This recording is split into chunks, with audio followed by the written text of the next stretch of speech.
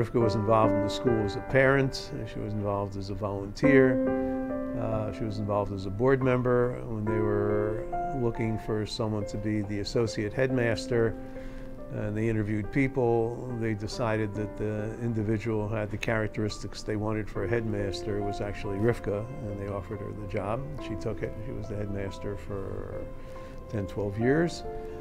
And after that, she just stayed with the school as a volunteer. She became a lunch lady. When I think of Rivke, there's always a smile comes to my mind, and I start to laugh because she had such a great sense of humor and such a joie de vivre. We had great times in the office, and there were many, many things to laugh about.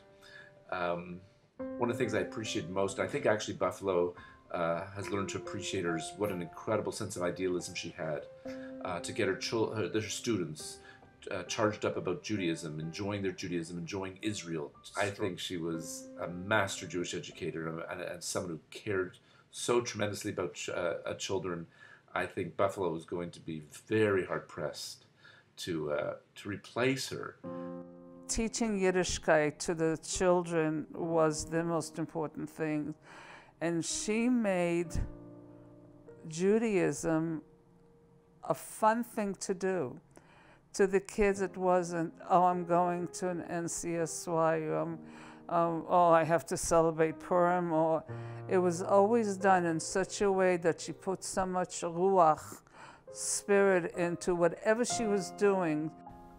I remember in Kadimah, there's one particular memory. Every year she would lead the Hanukkah bash. It was so funny watching her do these dances and come up with the tunes and the songs, and I have very fond memories of that because I remember not wanting to do it, and my friends not wanting to do it, and her just throwing all this love at us and eventually convincing us to do it, and it being such a great experience. I know that Rivke never let a child not go to a Jewish camp or to Israel because of money. So at the forefront of everything was Kadimah's mission.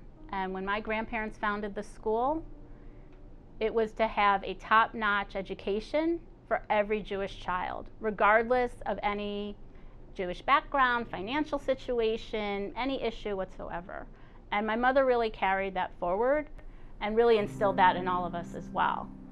So people trusted her, and people would come to her with concerns, with problems, and if she knew that the only thing stopping somebody from coming to Kadimah was money, she made sure that that money was available. If that was the most important, that that child's going to have the friendships that you make at Kadimah, that child's going to have the amazing education that you get at Kadimah, that child's going to be exposed to the wonderful teachers we have at Kadimah. She was going to make sure that that happened, and money was never going to be what stood in the way. Many of the students that were at Kadimah, whether she taught them or didn't teach them, whoever she touched always came back with that extra touch and feeling good from where they came from, to know that where they're going, she made the path for them. I remember my junior year of high school, I decided that I wanted to start, doing more, identifying more with my Judaism. And one way I wanted to do that was to start wearing a kippah, which, and I wasn't sure how to do it because I went to a public high school, very few Jews. I went to Mrs. B and I started explaining to her the dilemma that I was in. I wanted to identify more openly with being Jewish, but I also was scared to do that because of this, kind of it looks like a big change to do it halfway through high school and all these things. And essentially she told me that my friends, if they're my friends, they're still going to be my friends, which was my biggest fear. that my friends would not want to be friends anymore because they'd say, look at this huge change. Well, why are you looking so Jewish now? You know, looking back, that means a lot to me. That I think it made her very proud and happy.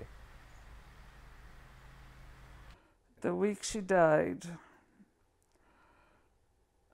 we were talking about cemeteries,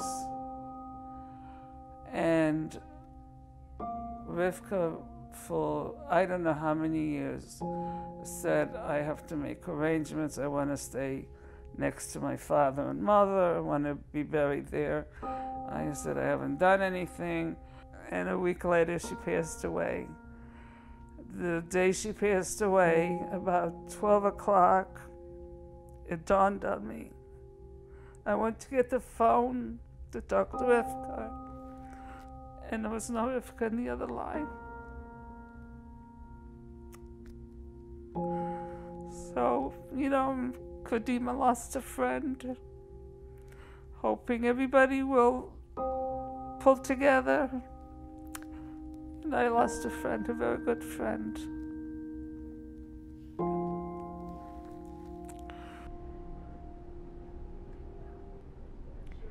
You know, nobody loves you like your mom loves you. Wherever you go in life, to have somebody who always has your back, is always in your corner, always believes in you, always shows their love for you and their pride in you. And when you're a kid and your parents are at all your activities and they're cheering you on, that's great. But you don't always get that as an adult. And I did get that because I came back to Buffalo and I came back to Kadimah Academy, and she would be here. She would come to my program, she'd be in the classroom.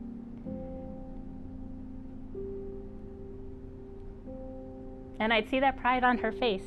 So, I mean, this year doing the Model Seder and doing the Siddur program without her was very hard because I knew normally she would have been right there in the front cheering me on. And I miss that. Yeah, definitely miss that. I miss her.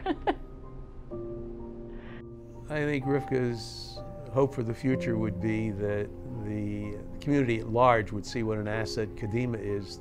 Research has shown that kids who go to day school become active in their communities. They become synagogue officers, they become federation officers, they become federation donors, and it's very important. Some people look at it as a frill, it's a necessity.